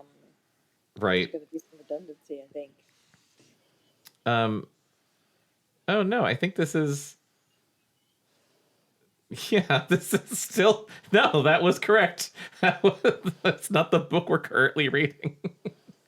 Steven Wakefield's romance with Lila Fowler is starting to sizzle, but as he investigates her arson case, so I guess in the last book is when like the mansion burned down. Yeah, it probably ended with the restaurant. Ended with her getting arrested. Yeah. Steven finds more proof that she torched Fowler Crest. It's getting very hard to believe Lila, even though she insists she was framed. Just as he's about to break his own heart and turn her in, Steven discovers evidence that could brand someone else as the real suspect, someone who's haunted Lila's nightmares for a long, long time. That was the previous book. So yeah, the last book must have ended with... figured out who the arson was in the last book. No, maybe this is the conclusion. I hope. It'd be really weird to read a book right in the middle of something. Yeah. Well, Bekah did say she wanted to read the book about the Las Vegas uncle. Yeah. Yeah, maybe That's that all true. happened in the last book. Wait, this is number 137? 32. This says 137. I don't know. I don't know. Too many books. It's definitely over 130 books. Yeah. Too many. I think it's Chris's turn. Yeah, Chris is reading. I'm sorry. All right. I'm sorry I interrupted you, Chris. I have no idea where I fucking left off. I don't think you got to speak because Jonathan was... I was very rude and I interrupted. Yeah, we just heard about John Pfeiffer's printer lines. All right. Stephen had been sure that this evidence proved that John had burned down Fowler Crest and tried to implicate Lila by leaving the web page on Stephen's desk. Ooh, a web page. From the internet. http:// The DA hadn't agreed with this theory because he didn't believe in the internet. In fact, he had practically thrown Stephen out of his office. Stephen gritted his perfect teeth. He knew he was right about this. Pfeiffer certainly had the motive. Some time ago, Lila had told everyone that John had attempted to rape her, and another girl had come forward with a similar story of her own. Jesus. 12 This book and up. is 12 and up. Same page, Bekah and Katie. Hashtag 12 and up. God damn it. Although neither girl had brought formal charges against him, John had become an outcast at Sweet Valley High. Oh, poor him. Even Elizabeth avoided being alone with him in the newspaper office. Wait, is this the guy that ran the newspaper? I don't remember. I don't remember who Neither do anyone I. is. An exceptionally sharp blast of a horn started Stephen out of his thoughts. He looked into his rearview mirror and saw a blue sedan close on his tail. This is why At the first, colors he of was those cars annoyed. were important. Yeah. That blue one's coming back. I shouldn't have said anything. Right? Should have believed in the writing. They're trying to paint a picture. In blue and brown. The most complimentary of colors. God. At first, he was annoyed, but then a quick check of the speedometer showed that he had slowed way below the speed limit. Stephen stepped on the gas. He told himself he'd better stop daydreaming and pay attention to the road, but he found his mind wandering once more. Elizabeth and Lila had both confirmed that ever since Lila had confronted John about the attempted rape, he had hated her. Stephen thought John had gotten off much too easily. He should have been prosecuted. Yep. But now it seemed it would be Lila who would face prosecution. Jesus. Stephen still thought all the evidence against her was circumstantial, but even he had to admit the situation was looking more and more bleak. This last incident, the firebombing of the Palmer House restaurant, was particularly disturbing. The fact that she wasn't in the dining room when the bombing occurred made things look bad enough for Lila. But then the police had found an empty can of nitrate fertilizer in her car. We keep hearing the same thing over and over again. We didn't already know this information. Oh, yeah. Yeah, Welcome we're to these books. recapping the Of fuel first oil chapter at this point. Yeah. in the upholstery and a torn label from the box of blasting caps. It was We- all we make- basic homemade We make jokes a fireball lot that material. they're trying to hit a word count. Yeah. Yeah, as far as the police were concerned, that evidence sealed Lila's guilt. But that's No, this is for our benefit, filling us in on what happened in previous reminding That is us true. when we don't pay attention. I know, it's good. Yeah. It's good. Stephen thought he decided he'd have to question Lila some more. So far, all he had really had to go on was his belief that Lila was too scared about everything that had happened for her to be guilty. I feel like it's inappropriate for him to question his girlfriend about her guilt. Yeah, he should have been removed from the case immediately. Oh, completely. Yeah, recused. Yeah. Yeah, he should have recused himself. It was enough to convince him of her innocence, but he'd have to come up with more to convince anyone else, especially the DA. Yeah, evidence. Right. Yeah. The car up ahead was looming too close. I wonder if it's a brown Toyota. And Stephen jolted back to reality. It was a brown Toyota! My God. He jammed in the brakes and they caught with a sickening squeal. He shot forward until his forehead nearly touched the windshield, and then the seatbelt yanked him backwards. He slammed against the seat with a thud. Moron! The guy behind him yelled, "You're going to get someone killed! Get off the road!" I do agree with the brown Toyota. Yeah. Yeah. Is the brown Toyota wrong? No. No. The Toyotas are never wrong. Team brown Did Toyota. Steven kill the Whiteclaw parents with his bad driving? I wasn't. And the brown Toyota pulls into a diner and it's like, you wouldn't believe this. Drove by some guy that clearly his girlfriend was convicted of a crime she didn't do. And he was preoccupied with it, losing focus on the road and the job he was doing, which was driving the car. I called him a moron, though, so it's all okay. Steven took a deep breath and let it out slowly. Get a grip, Wakefield, he muttered. He turned the wheel and eased out of traffic. As he pulled into a space at the curb, his heart was pounding and his hands were cold and clammy. Steven leaned his head against... Yes. No, it's fine. I just forgot how to read again. Steven leaned his head against the leather cover on the steering wheel and took several deep breaths. After a few moments, he sat back in his seat. He felt sick to his stomach. Am I doing the right thing? The nagging voice in his head asked again. Yes, he answered silently. I still think Lila was set up. What if I'm wrong? He asked himself out loud, wiping his brow with his Steven. with his sleeve. Crazy Sorry. person talking to himself, getting in traffic jams. Yeah. I really feel like Steven's in an old black and white movie. Yes. What if I'm just too stubborn to face the facts? An image of Lila's beautiful face appeared in his mind. He remembered how perfect life seemed when he held her in his arms and felt the gentle pressure of her lips as she returned his kiss. Gross. Her silken hair was so soft and smelled so sweet. Ugh. He turned the ignition and carefully pulled back onto the street, turning in the direction. Now he had a boner, turning in the direction of the police station. Well, how can I drive now? As he drove away, he remembered John Pfeiffer's words when he had warned Stephen to stay away from Lila. She destroys everyone who cares about her. Stephen shook his head. In spite of John's warning, he knew it was his own fault. He had lost the job, not Lila's. If he had to do it over again, he would still stand up for his principles. He knew that he could prove without a doubt that Lila was innocent. He Yeah, but had how? to. Or Lila might be locked away for a long, long time. Sometime later, Elizabeth dropped her slice of pizza back on her plate and sighed. "What's the matter, Lizzie?" Jessica asked, taking a huge bite out of her own slice and watching it down with a sip of soda. "Aren't you hungry?" "I don't know how you can eat after that scene with Stephen back at the DA's office," Elizabeth said, reaching for her glass of water. "Aren't they in high school?" Just the thought of high school girls talking about the DA's office is That's what incredible. I was just going to say is like, how often have you been in that situation when you were in high school and you were like, man, that scene outside the DA's office has really like lost my appetite? Well, one's super smart and good, and the other one's super smart and bad. Yeah, Elizabeth said, reaching for her glass of water. See, she's staying hydrated. "How can you not eat?" Jessica answered. A good fight always makes me hungry, and Guido's pizza is perfect for a pick-me-up. Crazy, that's why. Elizabeth rolled her eyes and looked around the familiar restaurant. Oh, right. Guido's Back when Pizza, you would go is that to what a you said? pizza restaurant. Yeah.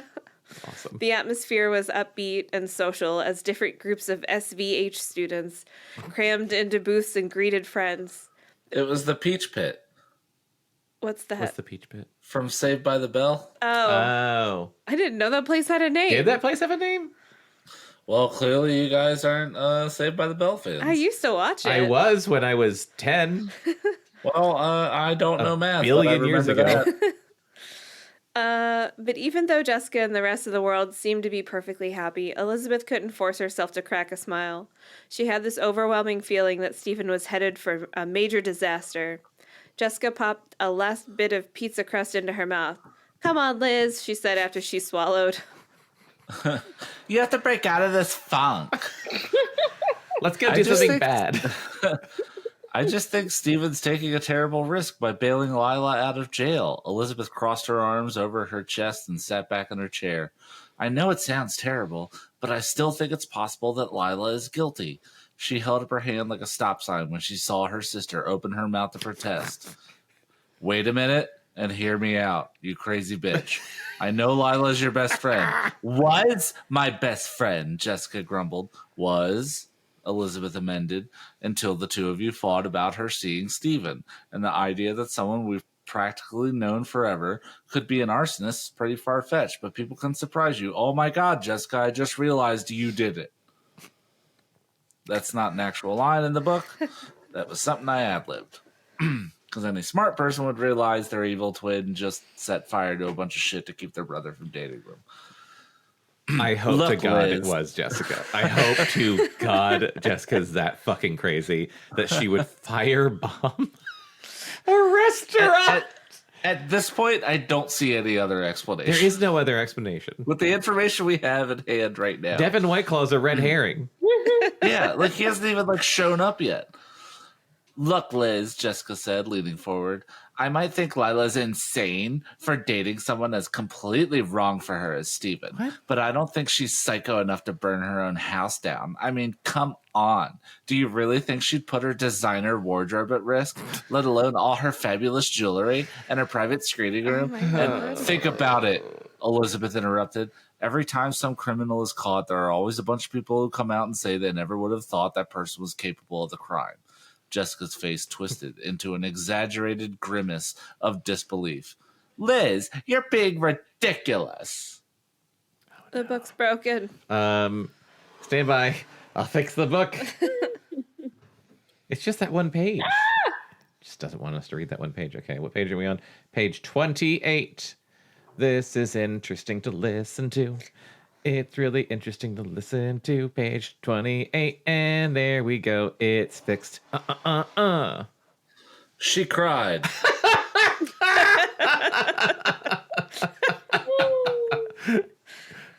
Lila isn't an arsonist. She's a good person. Well, at least most of the time.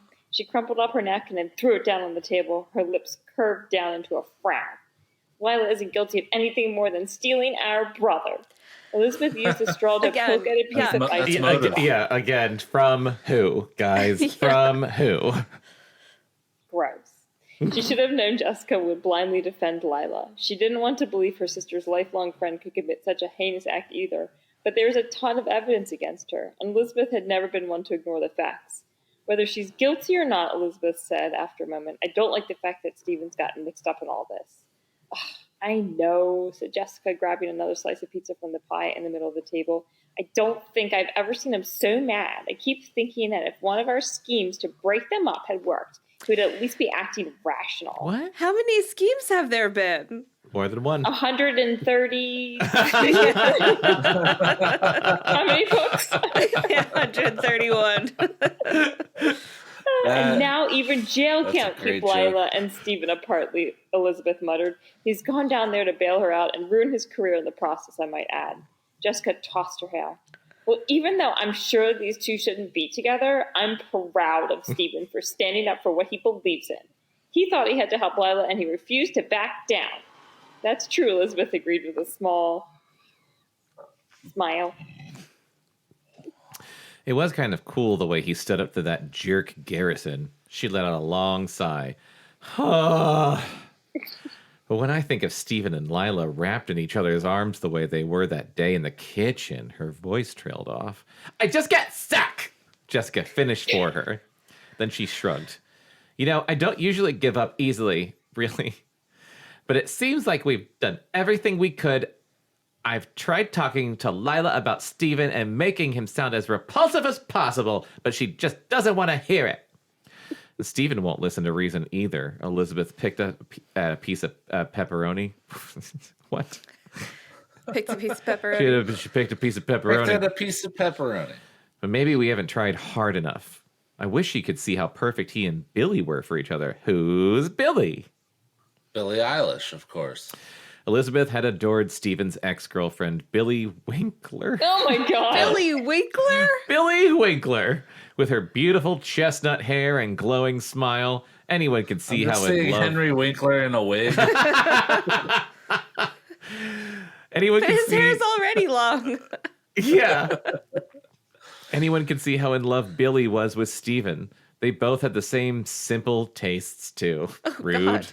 Billy was happy with barbecues, baseball games, and going out for spaghetti, just like Steven. Going out for spaghetti. Like that Taylor Swift song. What more could you want in life? The two of them attended Sweet Valley University, you know, the SVU, and lived together in a little apartment off campus. Everything was going so well between them. Then Steven told Billy he would be back home all semester interning in the DA's office. Billy had felt hurt, left out of Steven's decision. She thought he had chosen darkness.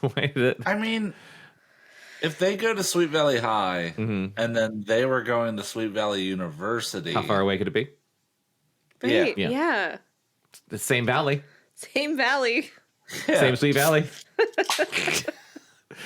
Yeah. Same level of sweetness. Do you think there's a neighboring town called Bitter Hill? No. It's worse. It's Bitter Mound. Ew. Ew. Bitter Mound, California. Bitter Mound. I like mine better. She thought he had chosen work over her, and the two of them had split up. Sour Peak. I don't like them. I don't like these. I don't like them. Elizabeth twisted a piece of silky blonde hair between her fingers. That stupid breakup could have been fixed right away, and I bet Steven could still get Billy back, too. Except that now Lila has her hooks into him, Jessica said with a scowl. Elizabeth sat up straight. Or there has to be some way to get those hooks out, she said. Even if Lila isn't guilty of arson, she would still make Steven's life miserable. Imagine what his future would be like with her. She closed her eyes and began to paint Why do you the guys picture care for so much? Jessica. Like, this isn't your fucking problem. Right, I feel like they are sidelined in this book, so the only thing they have to do is just talk shit about the other characters. God. Because they're not a part of the plot at all. I wish Jessica was in this more. Steven works night and day to get Lila everything she wants and nothing he wants. She keeps pushing him harder and harder. Elizabeth leaned forward and spread her hands flat on the table. Then, when he comes home and wants to kick back and relax, Lila makes him take her to dinner. And not for something simple like tacos or fried chicken that Steven would enjoy, Jessica contributed. Oh no, they'd have to get all dressed up and go out to some fancy place that costs $1 zillion, where every dish on the menu has some unpronounceable name. Elizabeth opened her eyes and smiled her agreement at Jessica before continuing. I can't believe this is what they're bonding over. Right? Yeah. On weekends when Steven Come on, wants Elizabeth. Yeah, be better than this. Yeah. On weekends when Steven wants to go to the movies or to the beach, he won't be able to because Lila will throw long, boring parties where only the right people are invited.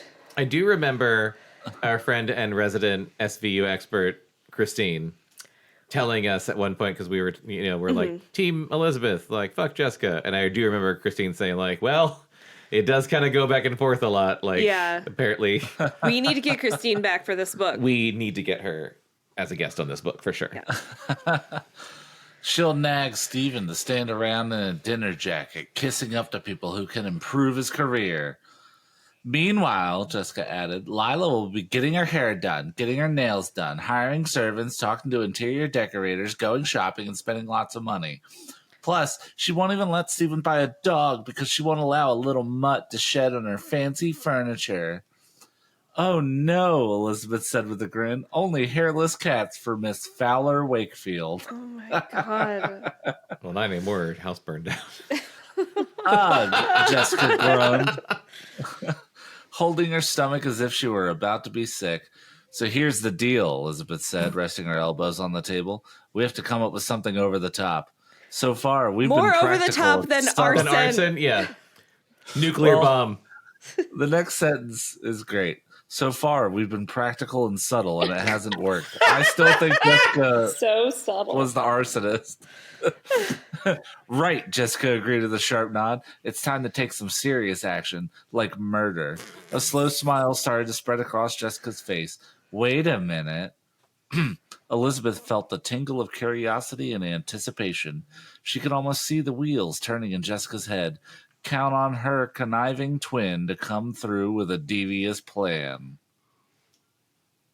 She might go to jail still. Like, she might be convicted of arson. Yeah, your this problem might solve itself. Yeah. Thanks.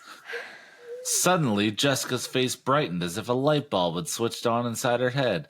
That's it, she said, snapping her fingers. The one thing Lila and Steven have in common is their stubbornness.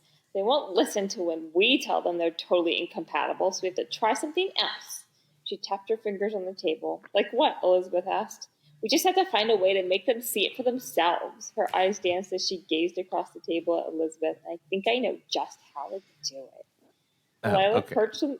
I was just being like, when you say that's it, you don't then say, like, we got to figure out a way, like, you have a plan. You're going to tell what the plan is. Yeah. Lila... Instead of sometime later, it's elsewhere.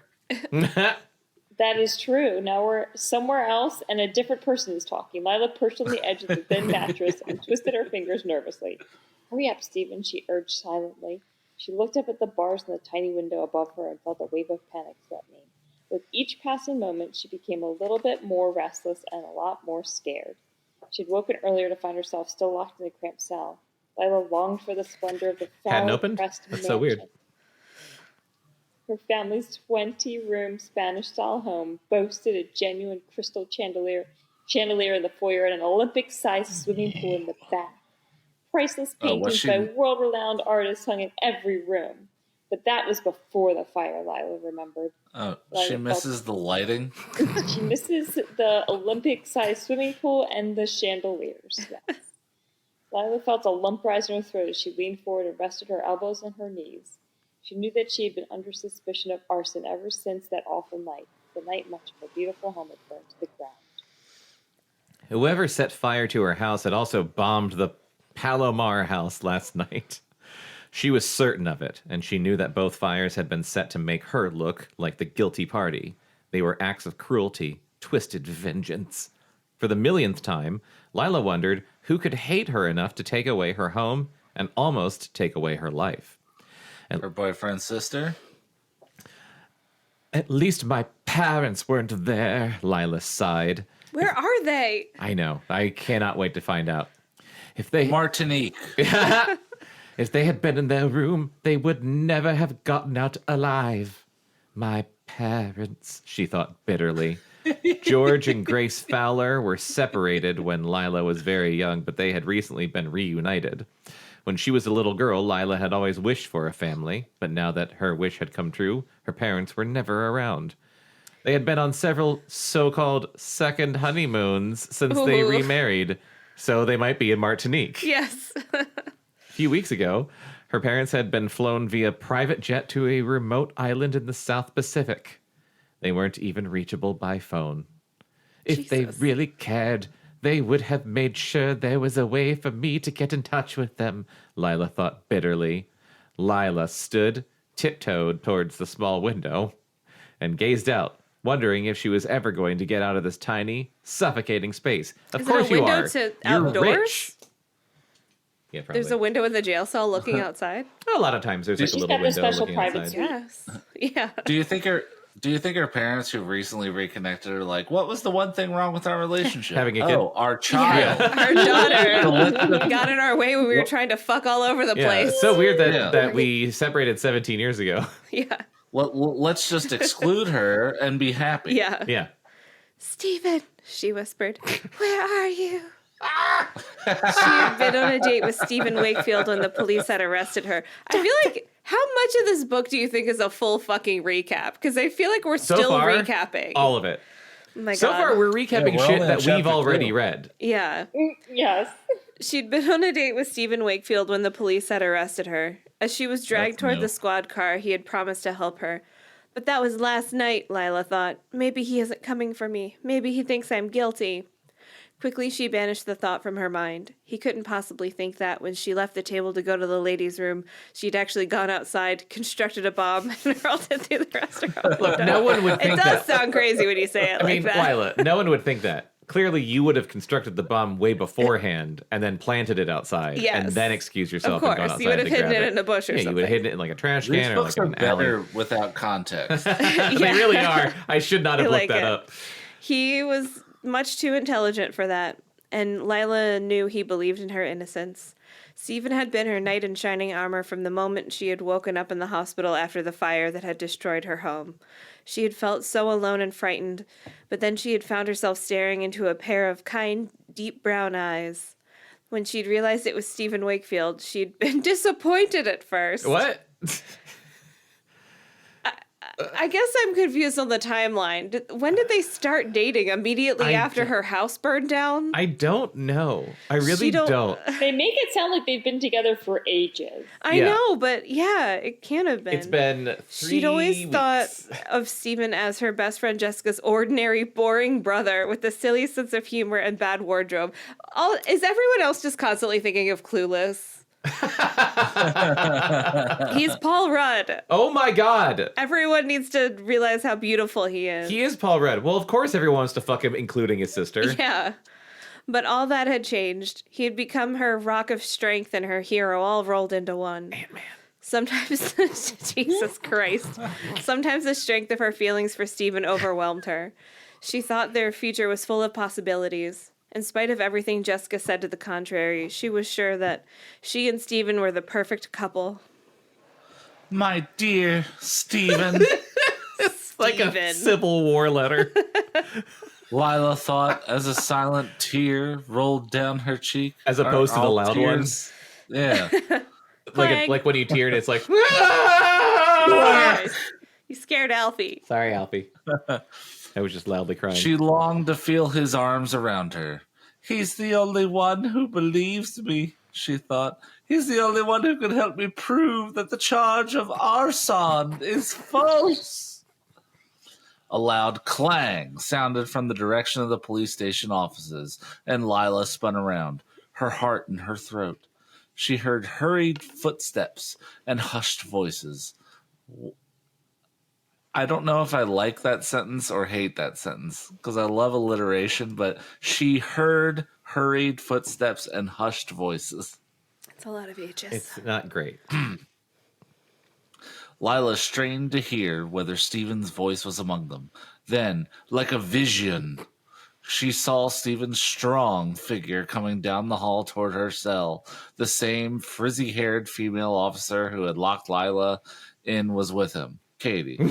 Lila's heart leapt in her chest. "Stephen!" she cried, running up to the bars. "I thought you'd never get here. It seems like I've been in this place forever." She stared into his kind, brown eyes and feared she might sob with relief. I know, he said soothingly. "You'll be out soon. They're just finishing up the paperwork. I have to wait out front, but don't worry. It'll only be a few minutes." Lila reached through the bars and clutched Stephen's hand. "Please don't leave me in here alone again. I don't think I could stand it." She heard her own frightened little whiny voice and was immediately disgusted with herself. I love that wasn't an ad-lib. That was in the book. Awesome. She couldn't help it. She had to get out of the cell. Little whiny voice. Sorry, I had to read that again. Stephen lifted her hand and kissed it, then clasped it firmly, reassuring What a her. gentleman. "I have to go, Lila," he said quietly. "If I don't go out front, I can't sign the papers. It won't be long, I promise." A single tear squeezed from Lila's eye, and she felt her silent one. bottom lip start to quiver. Out of the corner, No, it was a loud one. That's what it sounded like. Out of the corner of her eye, Lila saw the officer folding her arms and shake her head in disgust. Lila took a deep breath and lifted her chin defiantly. "All right, Stephen, go ahead. I was just a little rattled, that's all." "Good for you," said Stephen, and he gave her a wink. What? What? They have a weird relationship. Yeah. I'll be right back. And with a nod, he was gone, leaving Lila totally alone once more. 10 minutes later, Katie unlocked the door of Lila's cell. "Looks like you got lucky, girl," she said, as if being arrested and thrown in jail could possibly be lucky. Lila wanted to snap, but she held her tongue. She didn't want to do anything that might keep her in this horrible place even 1 second longer than she had to be. "So long, honey. Congratulations on getting out of this dump," the woman with the tattooed arm called. Christ. Still Oh my want God. to know what her deal is. How much longer is this chapter? These chapters are so... They're very long. Okay, all right. We got 3 more pages left. Okay. Yeah, these chapters are crazy long. Yeah. Her heart pounded with impatience as she went through the process of completing the paperwork and retrieving her jewelry and purse. She hated the fact that so many hands had touched her things. How many people poor just hands. touched each jewelry? All the people. All the people in the jail. They passed around that Everyone one jail sticks cell, their hand in the and all the bag. beefy women were like... Stephen led Lila out of the police station, and the minute the door closed behind them, she flung herself into his arms. "I knew you'd rescue me," she murmured, burying her face in his shirt, his strong arms wrapped around her tenderly. Lila reached up and ran her fingers through his hair. "You make me feel so safe," she whispered. Stephen kissed her forehead gently. "Don't worry, Lila. Everything will be all right," he murmured. "We'll get through this together. I'll prove you're innocent." He slipped his hand underneath her skirt, massaging her neck softly. That's where her neck He went was. all the way up. Massaging her bottom neck. Ew. Nope, I'm I out. don't like that. I'm out. "Oh, Stephen." Lila gave a low purr of pleasure. Yeah, she She did. closed her eyes and leaned against him. For a moment, she almost forgot the awful situation that had taken hold of her life. Finally, she pulled back and smiled up at him. "I want you to take me straight to the silver door." "What?" So what? "Silver door." "Obviously," she said, giving her body a little shake. "I want to spend some time in the jacuzzi, and then have a massage, and maybe a seaweed wrap. and then I'll just lie back and sip a glass of cold, delicious, sparkling spring water and relax for the rest of the day. Lila, get a lawyer. This fucking spoiled bitch. Are you sure you want to go straight to the salon? Steven asked. I mean, I thought... Call it by the silver door. Lila looked down at her clothes and gasped. Oh my gosh, Steven, you're right, she said. I must look ridiculous wearing this cocktail dress in the middle of the day. The people at the salon would probably laugh me right out of there. Maybe I should go home and change first. Why are you wearing a Jesus tux? fucking It's after 5. I'm not a farmer. She stopped suddenly and studied Steven's face. He was staring at her intently, and his eyes were wide with confusion. What's wrong? She asked. Steven hesitated. I thought you'd want to spend some time with me. You know, just the two of us. I thought we could go over the case a little more. We could get a cup of coffee. Also, your house burned down. Yeah, you kind of have to deal with all the shit that just That's happened. what Daddy's lawyers are for. Lila's eyes narrowed. She just had the most horrible, disgusting, undignified experience of her entire life, and Steven wanted her to sit around drinking coffee? Not likely. See, those twins don't even have to break them up. Yeah. This one conversation's gonna do it. Steven, Nailed her Lila. out and everything. Yeah. Steven, Lila said, trying to keep her voice calm. I don't want to talk about the case anymore. I've already told you everything I know. Okay, Steven agreed, taking her by the arm and leading her toward the car. We don't have to talk about the case, but let's at least go get something to eat together. Some Lila foie gras. Some foie gras. Lila turned to face Steven as he opened the car door for her. Listen, Steven, Lila said impatiently. I just want to go home, get changed, and go to the You don't salon. have a If you don't want to Have take a me, home? Burn down. if you don't want to take me, I'll drive myself. Jesus. I don't understand. Steven looked perturbed. I just thought you'd want to spend some time with me after being alone in that cell all night. Lila softened a bit at the little lost boy expression on his face. Of course I want to spend time with you, she said, leaning over to give him a peck on the cheek. Then she plopped into the passenger seat and slammed the door. Just not right now. What? Damn. She's horrible. Yeah. She could have at least invited him to go to the spa with her. Yeah. Could have gotten seaweed wraps together or something. Oh, he can't afford it. My goodness. I figured that's the end for tonight. Oh, wait, was that the... Oh, that's the yeah. end of the chapter. Ba, ba, ba, ba, 40 pages ba. for 2 chapters. That was only 2 That's crazy chapters. for like kids. Yeah. Yeah. I wouldn't Yeah, have had the 12 patience and to up. read that whole chapter as a child. I've been like, this is boring and it's long and I can't stand it. Yeah. Well, I wouldn't say it's boring. I'd say it's salacious. It's confusing. It is confusing. Yeah. Wow. Jesus. I like jumping right into the middle of a plot. Me though. too, That actually. was kind of great. Yeah, I'm glad that we didn't Book start with starting like with the number character one of getting Boring arrested. build up, just hot and heavy right in the middle. yeah. Like, yeah, shit's already Just happened. start right with- shit's going to continue to An happen. arrest. We need to find more of these little miniseries and only read the last book. Absolutely. That is a perfect plan. Write that down, The Becca. first book 100%. is probably boring as shit. Yeah. More end of miniseries. Well, yeah. Well, what's funny, we didn't know that this was the middle of a miniseries, and we were literally talking about that before this episode, because there was a bunch of Sweet Valley books on that list of like crazy Sweet Valley books that Becca found, but a lot of them were like multi-books, and you were like saying, "Oh, I wouldn't want to start one in the middle of something." And I was like, but that did kind of work out pretty good with Animorphs. The first Animorphs we read was like the 40th one, and we had no fucking idea what was going on. 43rd. I think it was the 43rd one. It was great, whatever it was, because it was just, it's like, here's a 1,000 fucking aliens, and they can turn into sharks.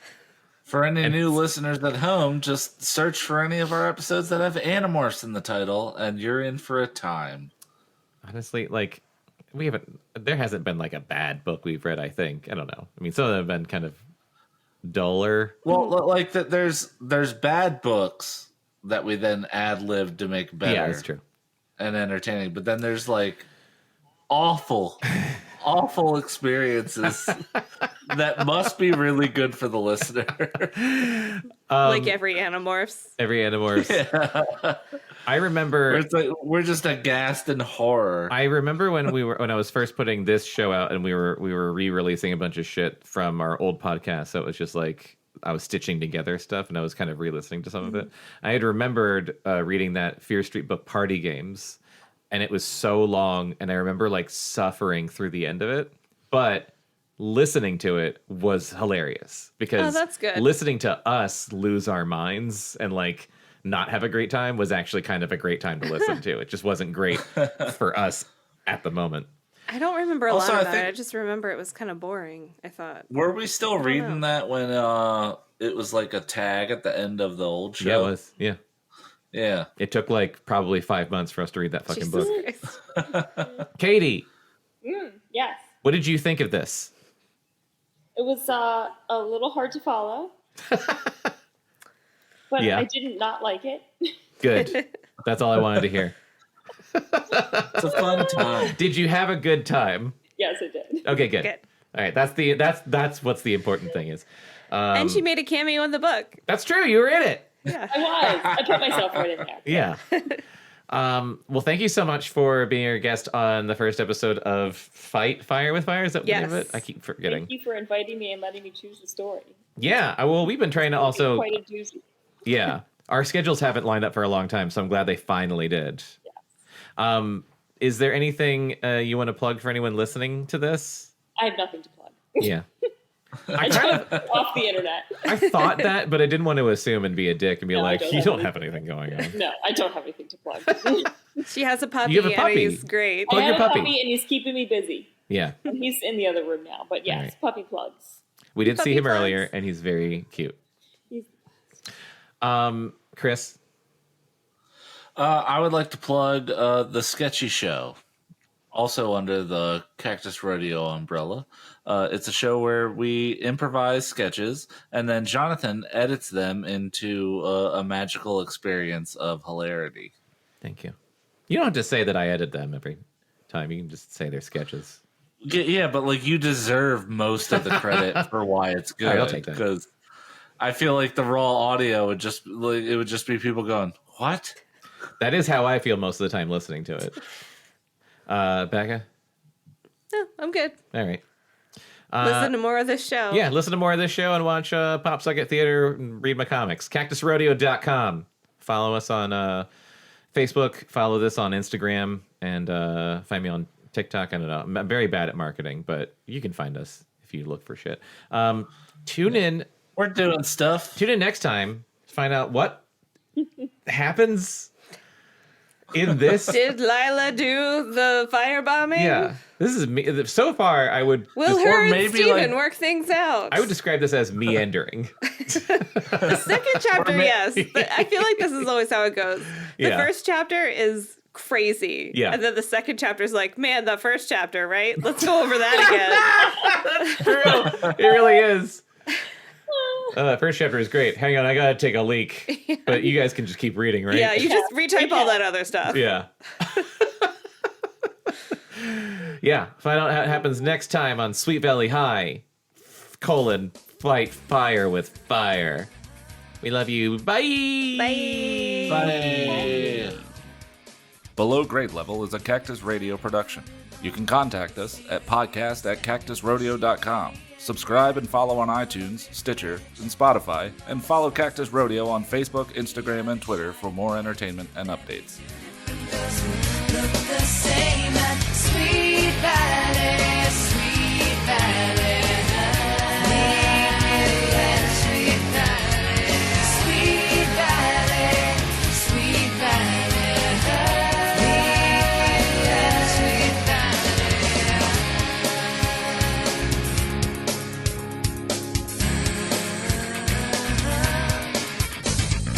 You can never really tell which one you're standing next to. One thing is for sure, you can be sure of nothing. Lots of gossip going round about this one, that one. Not too many secrets left in the world.